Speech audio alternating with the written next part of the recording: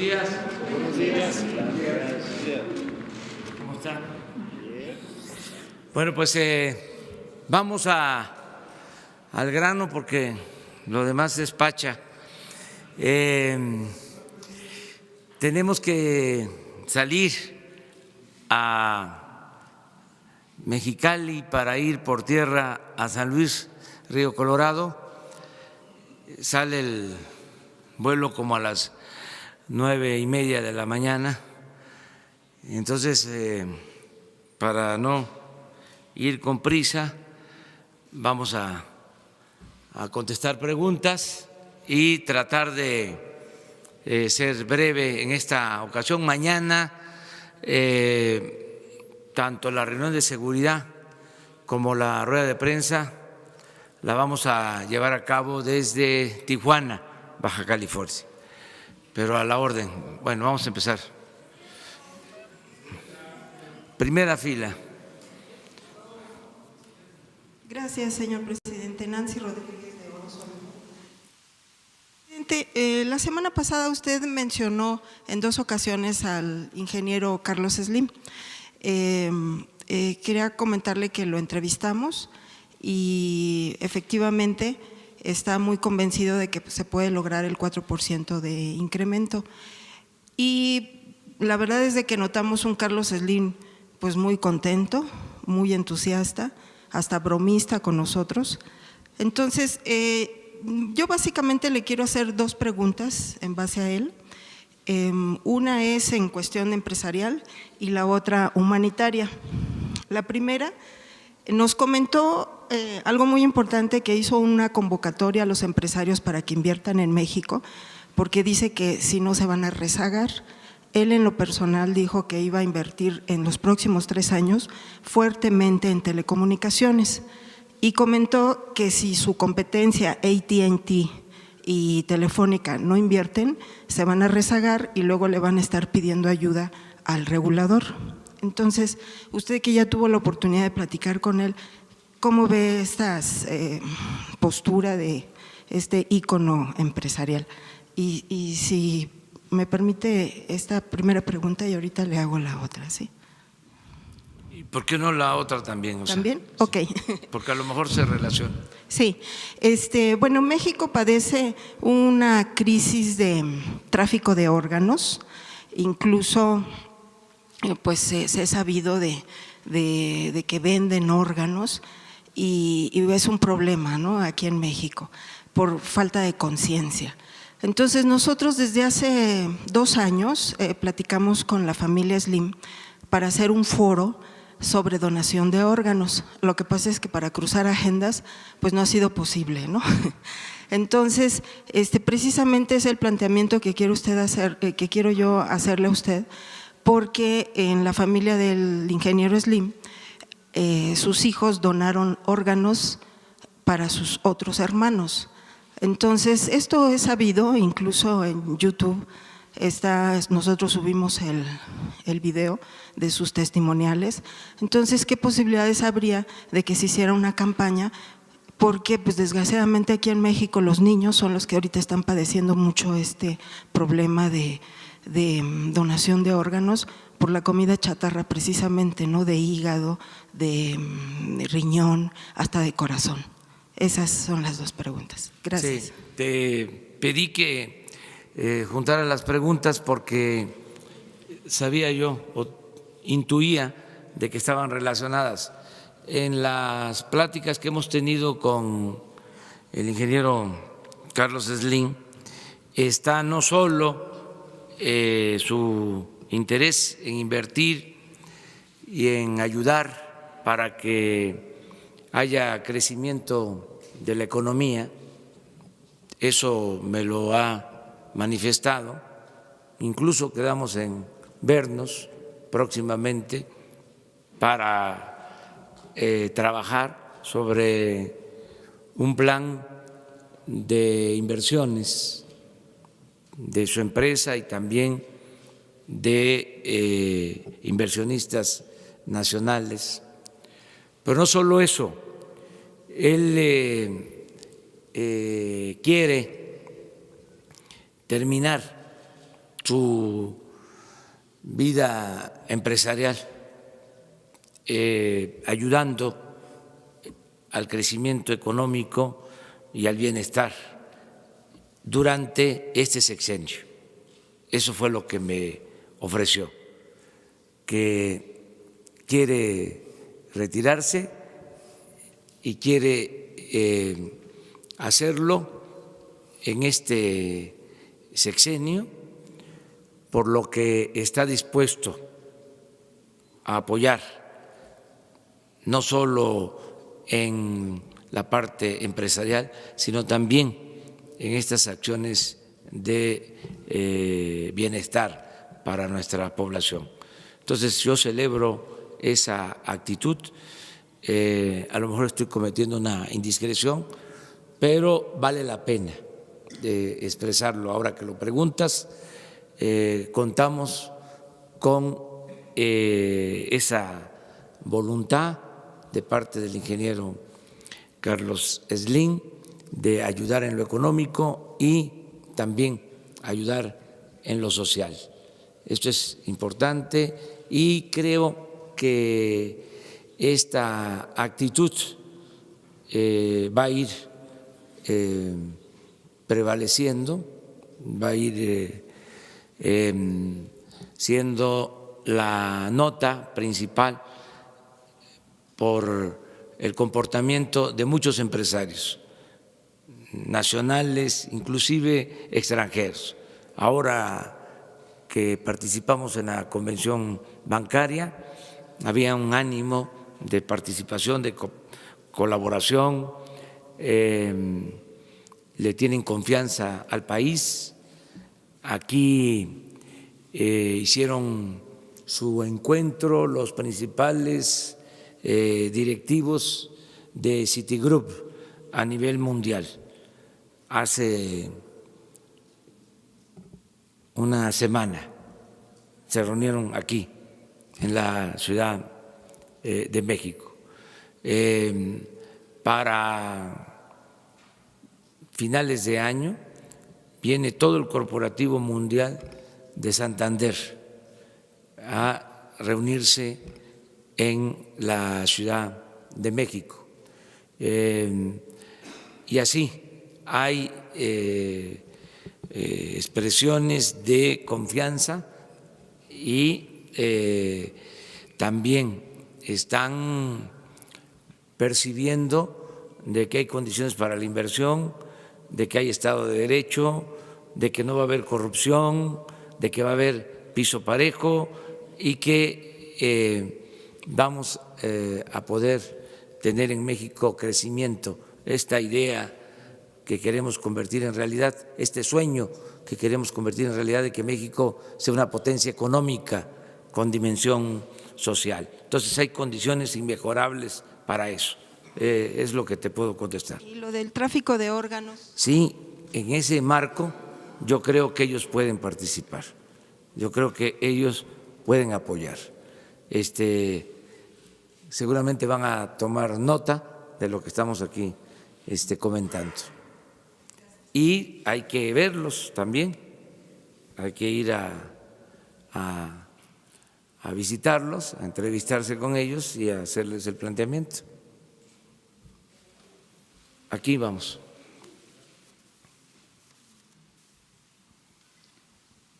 Buenos días, presidente. Daniel Blancas, de Crónica.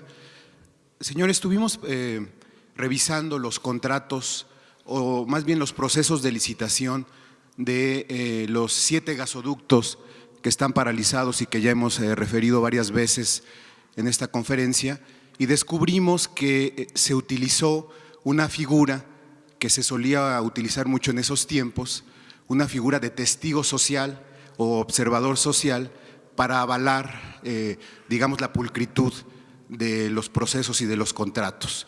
En 6 de los 7 casos de estos gasoductos se utilizó como respaldo, digamos, como aval moral a Transparencia Mexicana. La pregunta es, primero, si usted, el gobierno, seguirá utilizando esta figura que se utilizaba en ese entonces porque de hecho Transparencia Mexicana concluyó que los contratos de estos gasoductos habían sido pulcros, se habían ajustado al Plan Nacional de Desarrollo, al Plan Nacional de Infraestructura y incluso se ajustaban a la política de bajar el precio de los energéticos, es decir, un aval por completo a estos contratos y a estos procesos de licitación. ¿Qué opina usted de este papel que juegan estas organizaciones como Transparencia Mexicana para dar aval a algo que ya se sabe está, o lo hemos sabido, pues está incorrecto? Bueno, hay que revisar todos estos mecanismos porque ha habido mucha simulación. Estas instancias supuestamente independientes, autónomas de la sociedad civil, han servido para legitimar contratos leoninos. Los testigos sociales son ciudadanos, expertos, aparentemente autónomos, independientes, que avalan este tipo de contratos. Hay la experiencia de que son figuras decorativas, por decirlo menos, porque si decimos lo más, pues son como alcahuetes. Y entonces firman de que está muy bien el contrato, que se ajusta a la política de desarrollo y que es bueno para el país. Y entonces se cumple con ese requisito y adelante. Cuando la negociación se hizo de antemano, a puerta cerrada, y con influyentismo y con corrupción de por medio. Hay antecedentes sobre esto. Entonces sí vamos a revisar todos esos procedimientos. O sea, terminar con la simulación. Además, a los testigos sociales se les paga, cobran. Es una especie de soborno. Lo digo con todo respeto y no quiero generalizar, pero ya es tiempo de hablar con claridad sobre las cosas, ¿no? Entonces sí tienes toda la razón. Imagínense esos contratos. Lo expliqué, lo vuelvo a decir. Si se estimó que la construcción de un gasoducto iba a costar $1,000 millones, se termina pagando hasta $8,000 millones. Además de que es un abuso, aún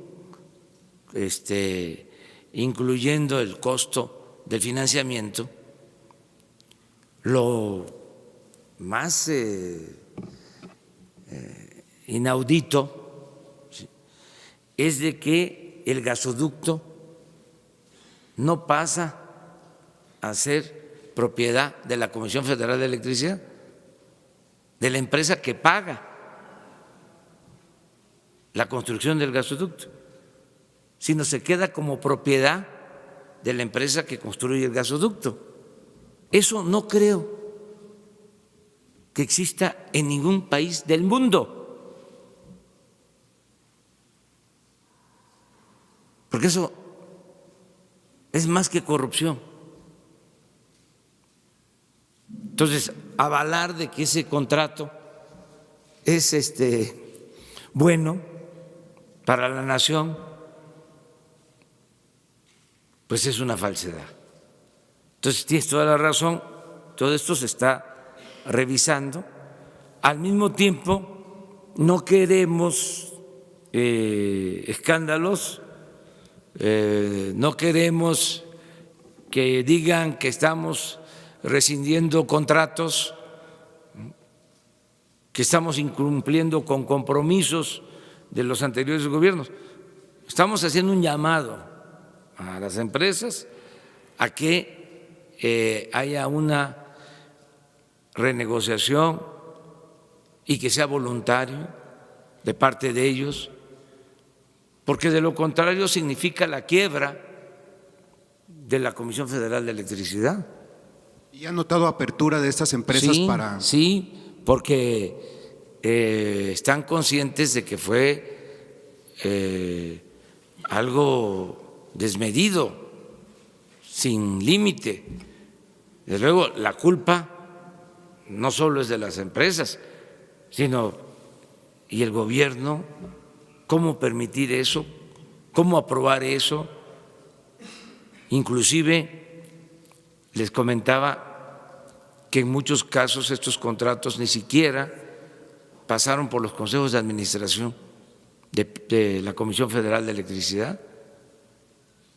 Entonces estamos buscando arreglos en este sentido, pero estás tocando un tema importantísimo, esto de los testigos, porque ya con cumplir con ese requisito, con el expediente, ya pasa, ¿no? Pues no es así. ¿No va a utilizar su gobierno esta figura de testigo social? Vamos a ver la forma de que haya transparencia total y que no haya simulación. Bueno, y la segunda pregunta, presidente, es si ya recibió el reporte de la Secretaría de Comunicaciones y Transportes sobre estas empresas con un perfil muy específico que habían comenzado a cometer abusos o a cobrarle a los jóvenes que no tienen empleo ni trabajo. Sí, pero no ha prosperado eso, o sea, no ha proliferado. Son casos muy aislados. El programa de Jóvenes Construyendo el Futuro va adelante. Aprovecho para decirle a la gente de que no se tiene que pagar nada, decirle a los jóvenes que ellos se inscriben, escogen su tutor, que puede ser un maestro mecánico, electricista, un comerciante, un empresario, tienen su tutor, se inscriben y reciben 3,600 pesos mensuales mientras se están capacitando para el trabajo. Ellos son aprendices y es un programa que está abierto a todos los jóvenes de 18 a 29 años de edad. Todo el que quiera trabajar como aprendiz tiene abierta esta posibilidad. Lo único es conseguir al tutor o pedirles a quienes tienen una profesión, quienes tienen un oficio, que nos ayuden, que ellos conocen a jóvenes de sus familias, conocen a jóvenes de sus calles, de sus cuadras, de sus colonias, de sus pueblos, de sus barrios, que no tienen actividad, que no tienen trabajo, que nos ayuden, que los llamen, que les digan: te voy a enseñar, vente aquí al taller, vente a la tienda, vente al despacho de contabilidad, al despacho jurídico, aquí vas a aprender el oficio, la profesión, y vas a recibir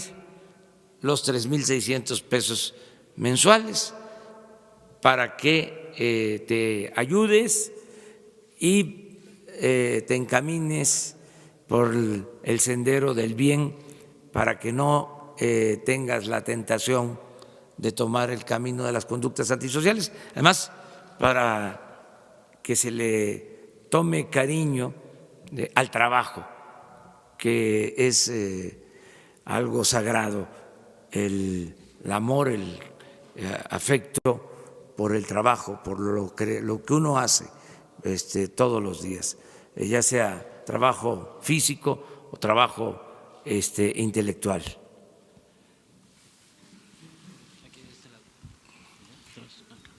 Señor presidente, gracias. Arturo Páramo, de Grupo Imagen. 3 preguntas. Primera, su posición como presidente de la República respecto a la aprobación de presupuesto en el Congreso de Estados Unidos para la construcción del muro en la frontera norte de nosotros, frontera sur de ellos. Esto, pues, evidentemente va en contra de la postura de usted de tener un acuerdo para mejorar el cruce de los migrantes, mejorar las condiciones de todos los que van hacia este país. La segunda, señor, hubo otra vez una toma clandestina en Tlahuelilpan.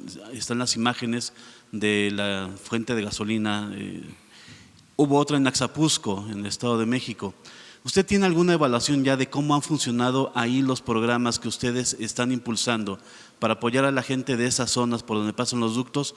Porque sí llama la atención que en estos casos no ha habido gente que va a los ductos, a las tomas, para tomar combustible en pequeñas cantidades, como usted lo ha dicho. ¿Hay alguna evaluación ya de si han estado funcionando ya de alguna manera estos programas, a la gente ya la benefician directamente? Y en la última, señor, ha habido una ola ya de asesinatos también en Guanajuato, va hacia Tijuana, que es otro punto sensible. Si hay alguna evaluación de cómo han estado funcionando en Guanajuato y en Tijuana esta relación entre la Policía Federal, las policías locales, el Ejército, para tratar de aminorar estos casos que parece que es difícil detenerlos porque siguen creciendo los asesinatos en estas entidades, en estas ciudades. Bueno, acerca del acuerdo o la aprobación del Congreso de Estados Unidos, yo soy partidario de atender el fenómeno migratorio con desarrollo, con empleo, con bienestar. Y no voy a quitar el dedo del renglón, voy a seguir insistiendo en lo mismo. Creo que no es opción, no es alternativa el uso de la fuerza o de otras medidas. Pienso que la gente se va a buscar trabajo a Estados Unidos por necesidad y no por gusto.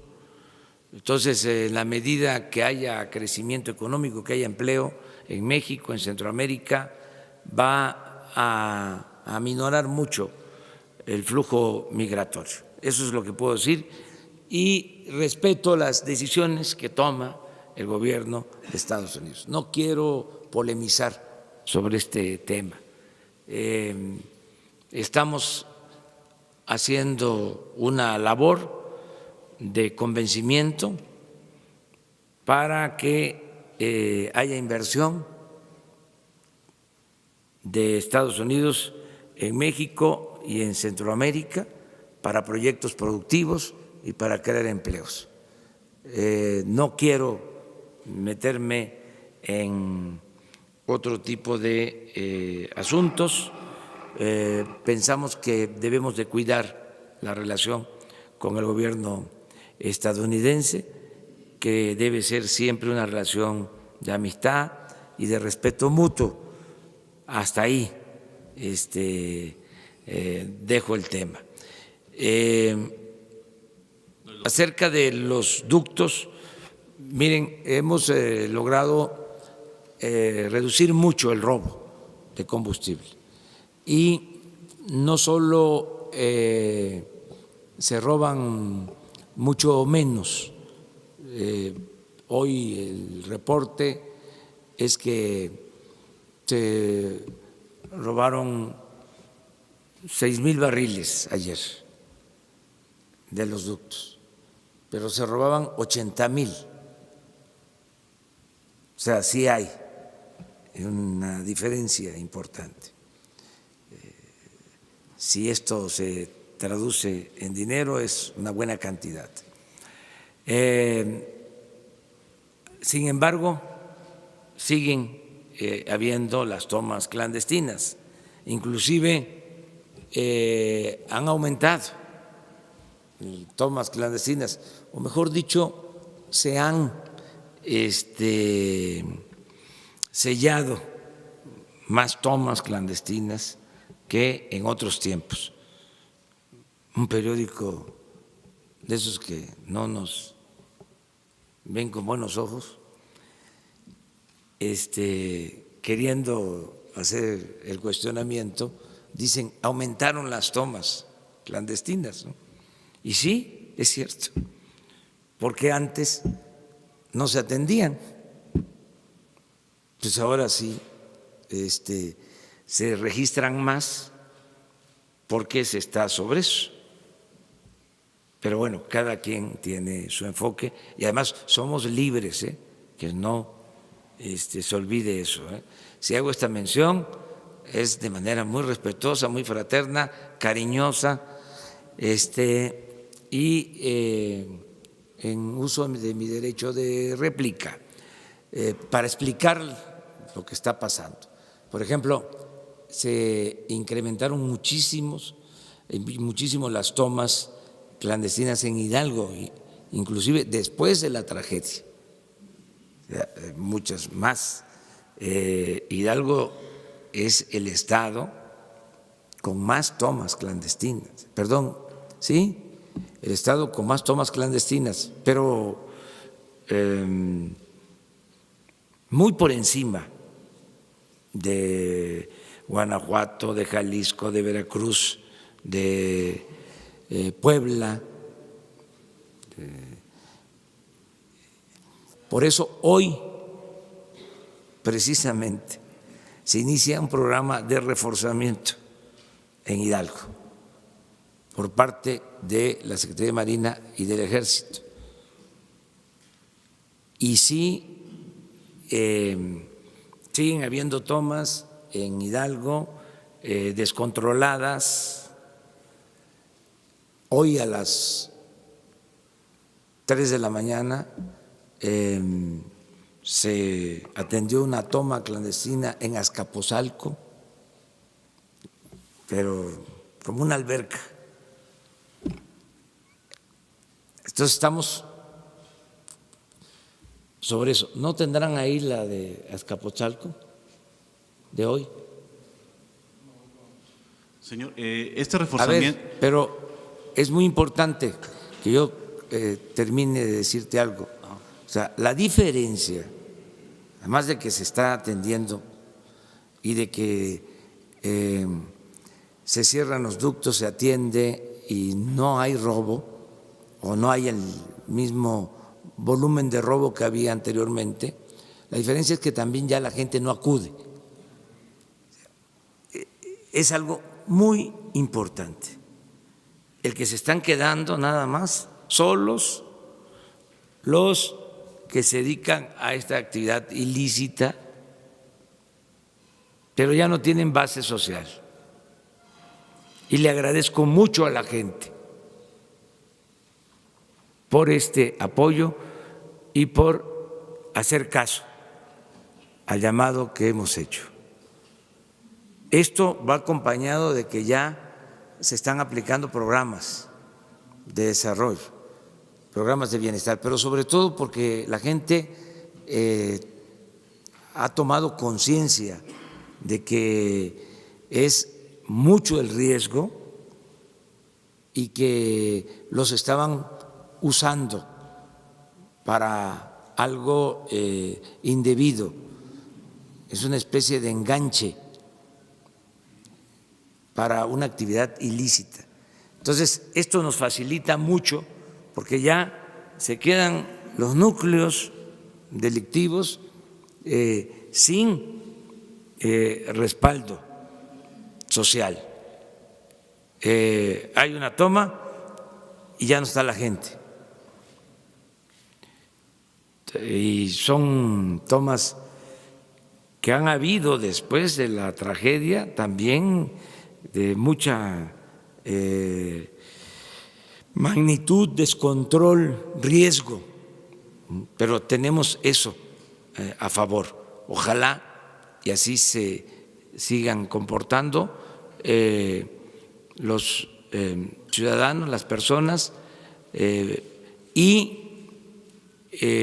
con el compromiso de que todo el que necesite apoyo, ¿sí?, para trabajo, para que haya bienestar, que no tenga necesidad de dedicarse a esta actividad, que acuda, que nos busque, que es un derecho que tienen, el derecho al trabajo y a una vida digna. Es un derecho, o sea, no es pedir una dádiva. ¿El reforzamiento, señor presidente, es personal adicional o es de los que ya están sobre los ductos redirigirlos allá? Adicional a estos ductos, por ejemplo, en el caso de Hidalgo, sí, casi el doble de personal, porque ya es básicamente para evitar que estas bandas sigan actuando, pero ya es distinto completamente. Y lo tercero que me preguntaste… La ola de asesinatos en Guanajuato y Sí. también lo de Tijuana, que también es otro punto sensible. Vamos mañana a Baja California, vamos a informar sobre el plan que se está aplicando en Tijuana y en Guanajuato y en otras ciudades. Quiero decirles que todavía… ¿Sí está? A ver. ¿Es de qué horas de la… 4 de la mañana? Es Azcapotzalco.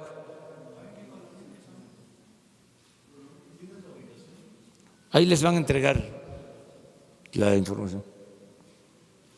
Nos pararon el ducto de Tuxpan a Azcapotzalco, pero miren,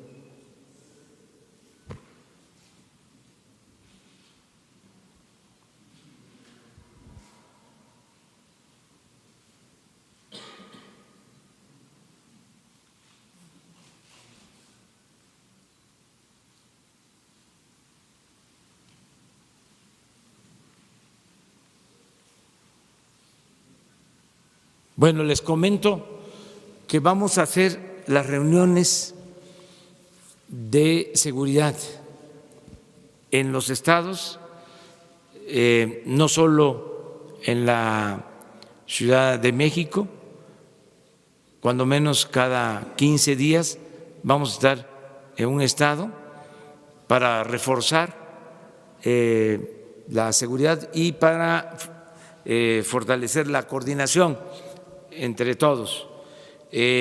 Vamos mañana, les decía, a Tijuana, luego vamos a estar en Guadalajara, posteriormente en Veracruz, vamos también a estar en Nuevo Laredo, en las reuniones de gabinete de seguridad, con este propósito. Ahí vamos avanzando poco a poco. Una pregunta porque me tengo que ir.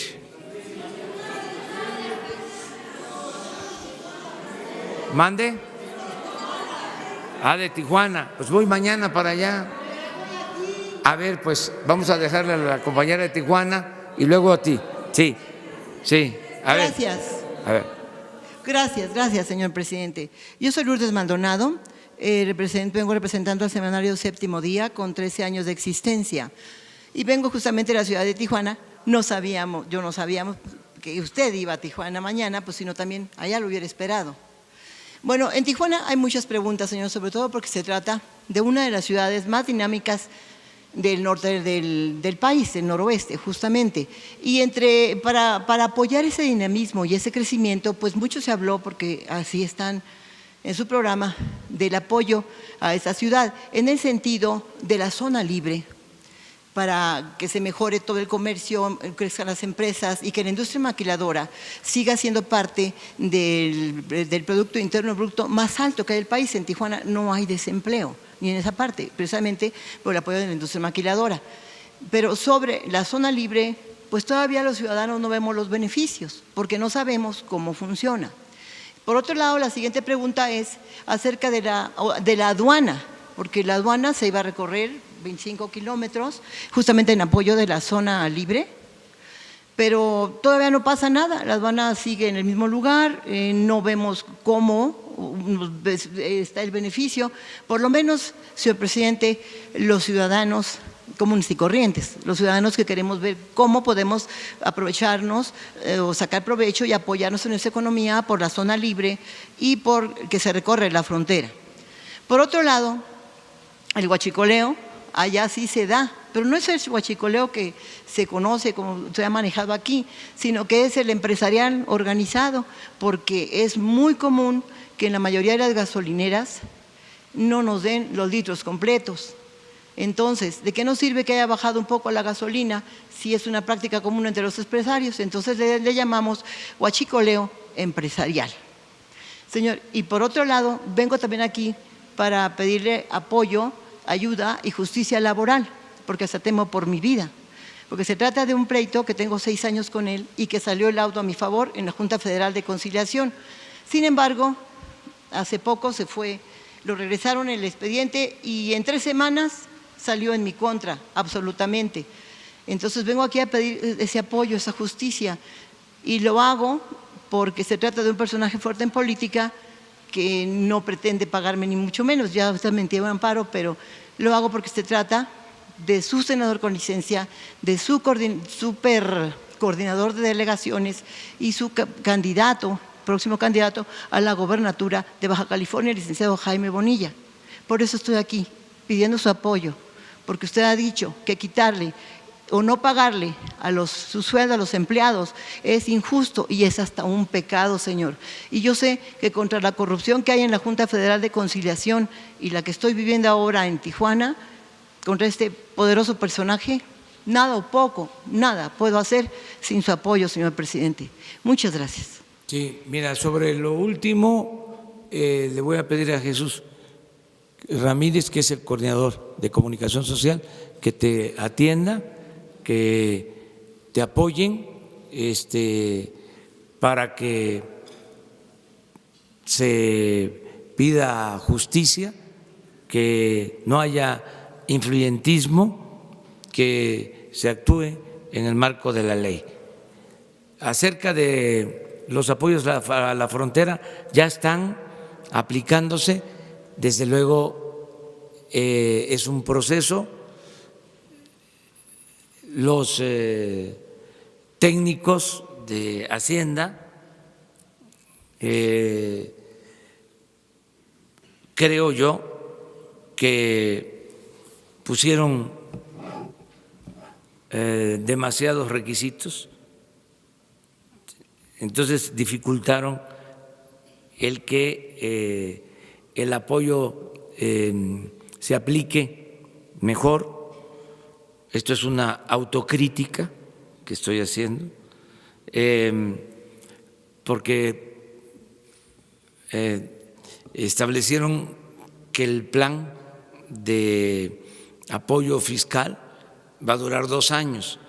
Entonces, las empresas no consideran esto suficiente, porque se requiere más tiempo.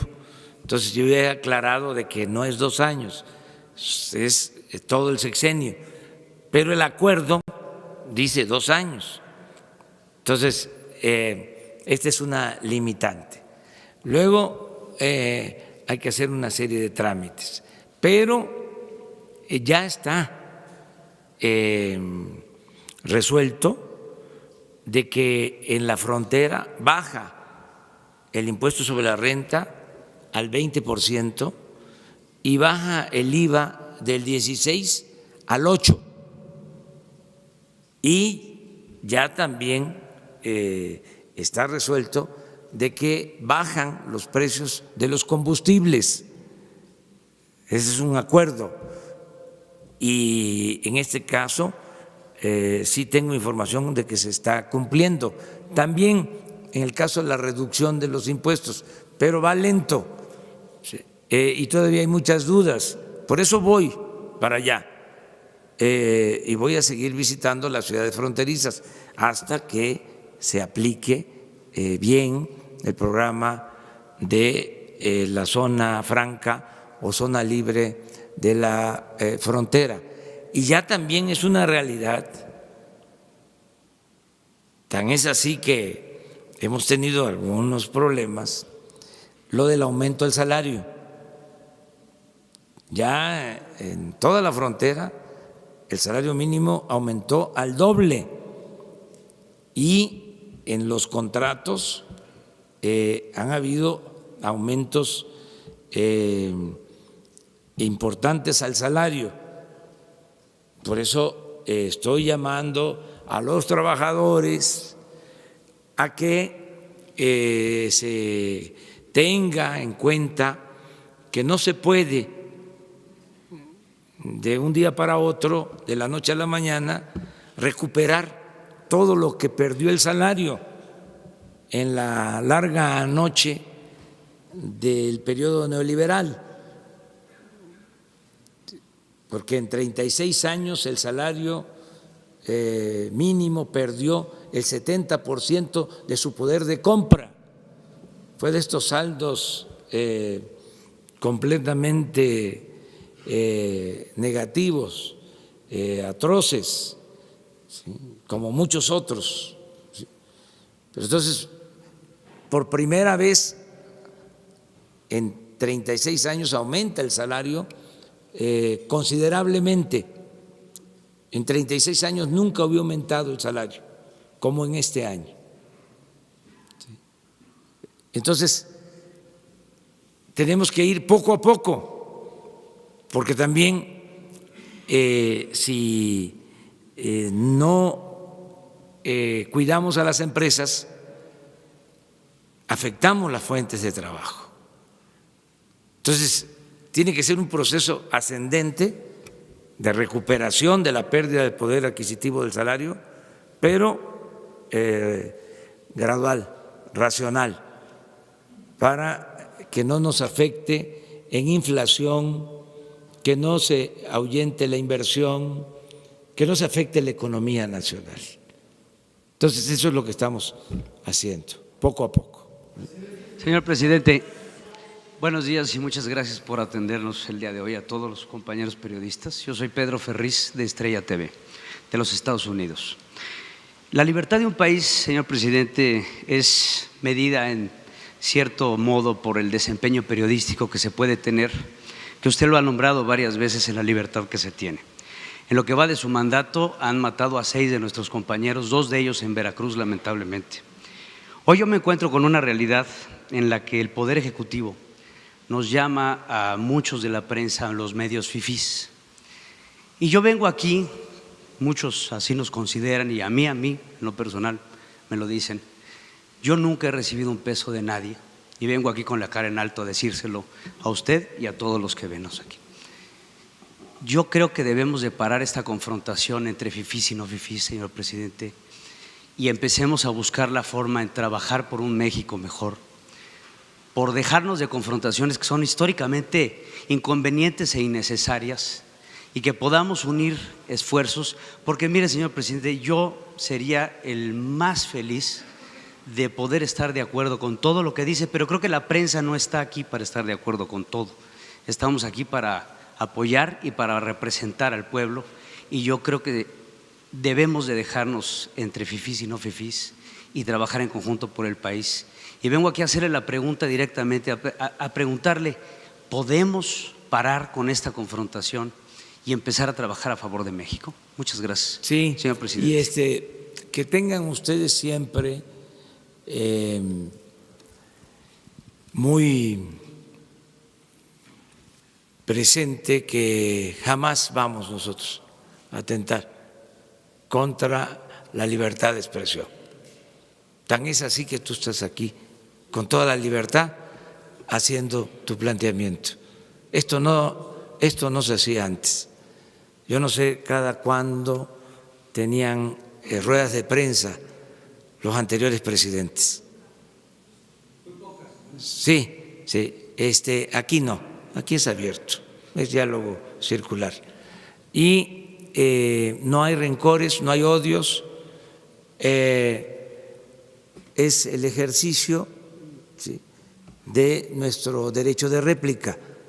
Antes, como no tenía autoridad moral el gobernante, no tenía autoridad política, si no se tiene autoridad moral, no se puede tener autoridad política, cualquier periodista lo ninguneaba y no podía responder porque le sacaban sus asuntitos, ¿sí? Entonces yo tengo autoridad moral.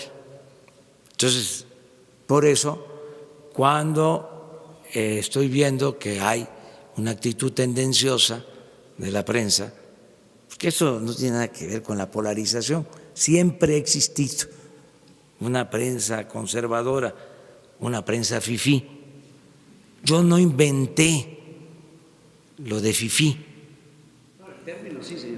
No, se usó para caracterizar a quienes se opusieron al presidente Madero.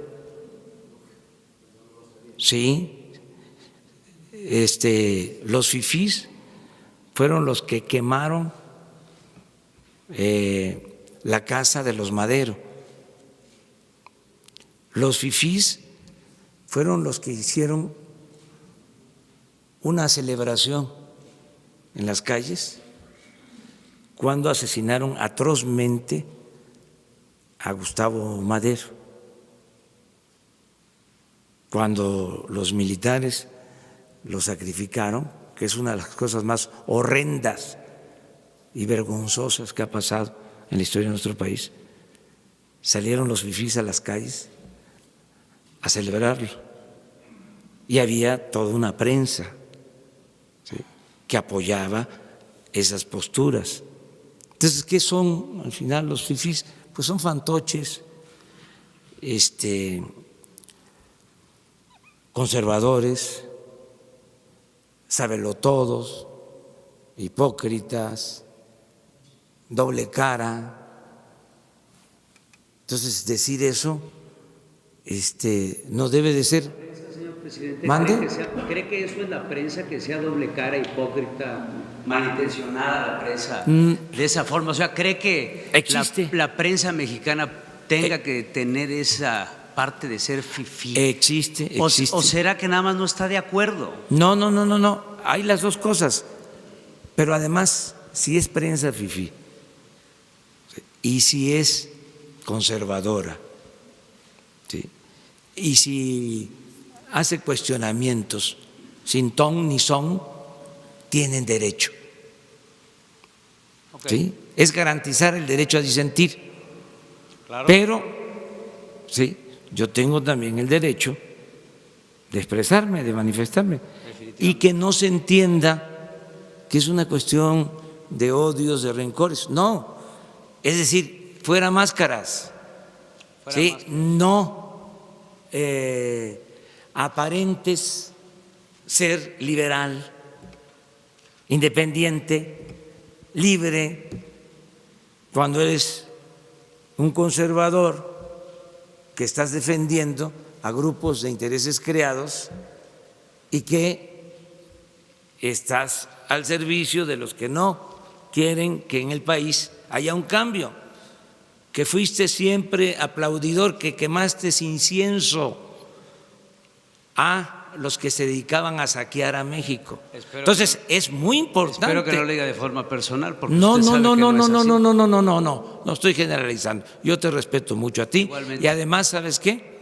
Más, qué bien que haces este planteamiento y que lo hagamos permanentemente. Pero sí, de verdad, no existe odios, no es una consigna, es ventilar las cosas. Ayer, por ejemplo, contestó el gobierno de España sobre una carta que enviamos, que dicho sea de paso, no dimos a conocer, como ellos sostienen. Pero ellos sostienen que se filtró, No, porque lamentan la filtración de la carta. sí, pero nosotros, ¿la conocen ustedes la carta? Nadie. O sea, les falló en ese sentido, con todo respeto.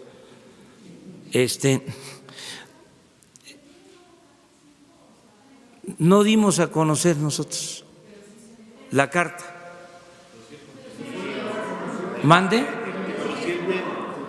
Sí, envié las cartas porque lo dije, tanto al rey Felipe VI de España como al Papa Francisco.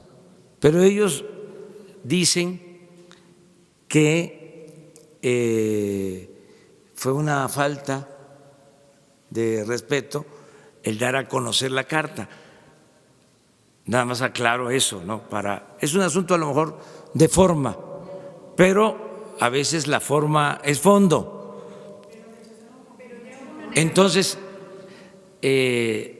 rechazan, ¿no?, lo que les estamos planteando en la carta que no hemos publicado y que no la hemos publicado por respeto, claro, y se la enviamos al rey de España y se envió la carta también al Papa Francisco. Y no dimos a conocer las cartas, pues por respeto a que ellos tuvieran el tiempo de revisarla, de analizarla y luego darnos una respuesta. Pero ¿qué es lo bueno de esto? Que nos hace recordar, es avivar nuestra memoria histórica. En el periodo neoliberal no querían ni siquiera que reconociéramos nuestra historia. Hasta negaban los pasajes históricos más importantes. Bueno, quitaron el civismo en la impartición de la educación. Entonces, nosotros no, nosotros sí nos importa la memoria histórica. Entonces, con esto se va a saber qué sucedió hace 500 años, ¿sí?, cómo se dieron los hechos, si hubo agravios o no hubo agravios, si, como estamos planteando, es necesario pedir perdón y comenzar una etapa nueva de reconciliación, de hermandad. Si pensamos que no hay que disculparnos, que no hay que pedir perdón, que todo fue fortuito, normal, que no hubieron violaciones a lo que ahora conocemos como derechos humanos, pues todo eso es algo que debe de analizarse, no en el afán de la confrontación, del encono, sino buscando que todo esto que se mantiene como corrientes subterráneas, porque existe, pues salga a la superficie, se ventile, que todos podamos pedir perdón y reconciliarnos, porque vamos a conmemorar 500 años de la toma de Tenochtitlan, 200 años de nuestra independencia. ¿Qué vamos a hacer? ¿Cómo vamos a actuar? ¿Vamos a celebrar? ¿Por qué no? Primero nos ponemos al corriente, hacemos una revisión de lo que sucedió y sin pedir nada a cambio más que el perdón por agravios, nos reconciliamos, porque no solo es pedir esto al rey de España, al Papa Francisco, que dicho sea de paso, ya lo ha hecho, lo hizo en Bolivia, y ya se ha hecho en otras partes. Nosotros también, yo en representación del Estado mexicano, voy a pedir perdón a los pueblos yaquis por el exterminio que hubo, voy a pedir perdón por la represión a las comunidades mayas, voy a pedir perdón también por la persecución a los migrantes chinos que fueron reprimidos, asesinados en el Porfiriato, en la Revolución. ¿Por qué? Porque queremos que el 21 sea el año de la reconciliación. Entonces, independientemente de la postura que se tenga sobre este tema, esto abre la posibilidad de la revisión de nuestra historia, de conocer nuestro pasado. Quien no sabe de dónde viene, difícilmente va a saber hacia dónde va. Y no vamos, también lo aclaro, a caer en ninguna confrontación ni con el gobierno de España ni con ningún gobierno. Es un planteamiento que estamos haciendo, que pensamos conveniente para hermanar más a nuestros pueblos, para actuar con humildad. El poder es humildad, no es prepotencia. Entonces, eso es lo que se planteó, y aclarar que sí enviamos las cartas y por respeto no las dimos a conocer, y no lo vamos a hacer hasta que se considere prudente, por respeto a español y por respeto a el Papa Francisco. Ahora, si ellos quieren dar a conocer la carta, pues también están en su derecho, pero lo que queremos es ver si se puede integrar un grupo conjunto para hacer una relatoría de lo sucedido, y a partir de ahí, de manera humilde, aceptar nuestros errores y pedir perdón y reconciliarnos entre todos. Ese es el planteamiento. Entonces, vamos a actuar con mucha prudencia, no queremos la confrontación, y decirles también que no publicamos las cartas. Sí di a conocer en términos generales de lo que se trata. Son cartas amplias, fundadas en hechos históricos, pero vamos a esperar a ver cómo se van desenvolviendo las cosas. Tenemos tiempo porque estos actos de conmemoración se van a llevar a cabo en el 2021. Agustín Velasco, No TV. En este tenor de la reconciliación, entonces, si está pidiendo una disculpa a España, ¿también pediría una disculpa a Francia?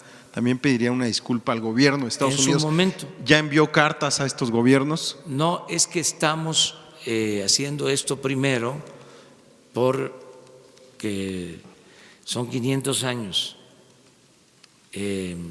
Ayer estuvimos en Centla, Tabasco, porque ahí se llevó a cabo la primera batalla.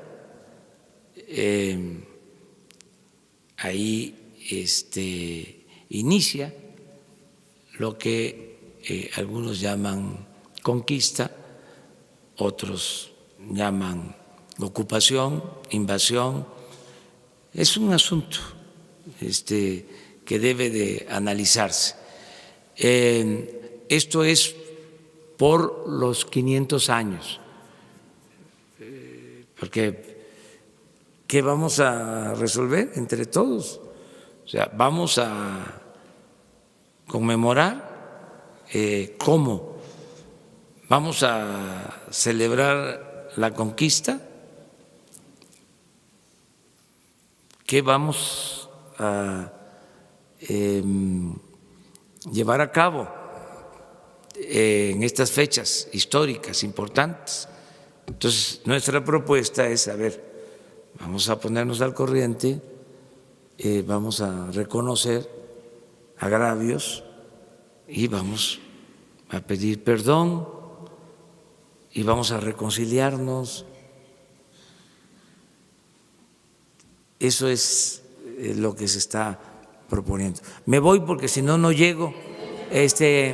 Muchas gracias. Ayer estuvo a punto de dejarme el vuelo.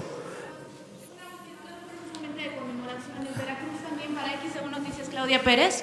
Para Veracruz también está por celebrar la conmemoración de los 500 años de la fundación. ¿Ya recibió usted una invitación formal y, de ser así, va a participar en estos festejos? ¿Y cómo sería su participación también? Es que es parte de lo mismo. No puedo participar en un festejo como jefe del Estado mexicano hasta que no resolvamos este asunto. Desde luego, todos los mexicanos somos libres, pero yo represento a el Estado mexicano y no puedo participar en festejos en estas fechas en tanto no aclaremos, ¿no?, lo fundamental y se llegue a un acuerdo de reconciliación. ¿No asistirá por el momento? ¿No está confirmado entonces? No, no. Muchas gracias. Gracias. ¿No habrá qué? Si no hay perdón por parte del Estado español, no habrá festejo en el 2020. No, sí, porque nosotros logramos nuestra independencia, y se logró la independencia gracias a dos héroes excomulgados. O sea, los héroes de nuestra patria fueron excomulgados.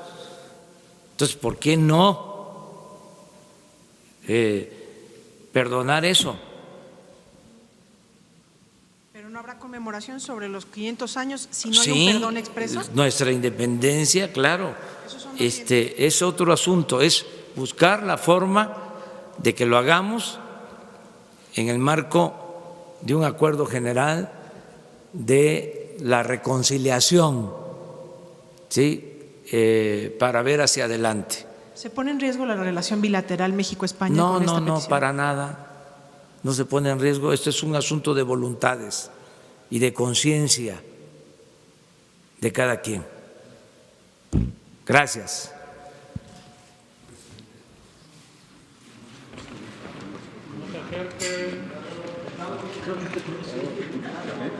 Señor presidente, muchas gracias.